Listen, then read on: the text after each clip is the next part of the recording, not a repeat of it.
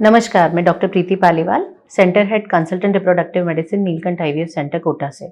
आज हम बात करेंगे भ्रूण ट्रांसफर यानी एम्ब्रियो ट्रांसफर के बाद में गर्भावस्था के शुरुआती लक्षण के बारे में।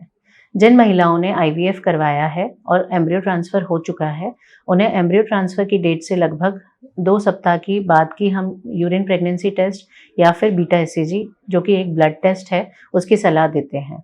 किंतु कुछ महिलाओं में गर्भावस्था के प्रारंभिक लक्षण देखने को मिलते हैं, जिसकी वजह से महिलाएं काफ़ी परेशान रहती हैं। तो आइए जानें उन प्रारंभिक लक्षणों के बारे में जो कि आपने प्रेगनेंसी कंसीव करी है, ये हमें कुछ हद तक बता देते हैं।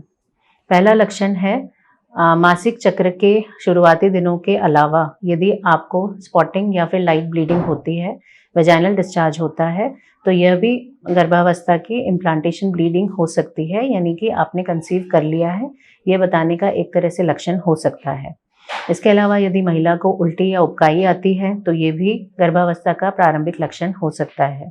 महिला के पेड़ों में यानी पेट के निचले हिस्से में यदि दर्द होता है, जो कि क्रैम्पिंग पेन होता है, जैसा माहवारी में होता है, तो यह भी गर्भावस्था का प्रारंभिक लक्षण हो सकता है। कुछ महिलाओं में देखा गया है कि आपके शरीर का टेम्परेचर आधे से 1 डिग्री तक बढ़ जाता है और महिलाओं को हल्के बुखार जैसा फीलिंग आता है, तो यह भी गर्भावस्था का प्रारंभिक लक्षण हो सकता है। गर्भावस्था के दौरान हार्मोनल परिवर्तन होने पे महिला में उत्तेजना या फिर मूड स्विंग्स हो सकते हैं। महिला को कभी बहुत ज़्यादा खुशी या बहुत ज़्यादा डिप्रेशन की शिकायत हो सकती है।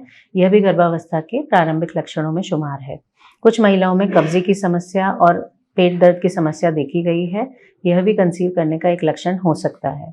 तो यदि इन दिए गए लक्षणों में से आपको कोई भी लक्षण महसूस हो रहा है, तो आपको घबराने की ज़रूरत नहीं है। आप अपने इनफर्टिलिटी स्पेशलिस्ट से परामर्श ले सकते हैं।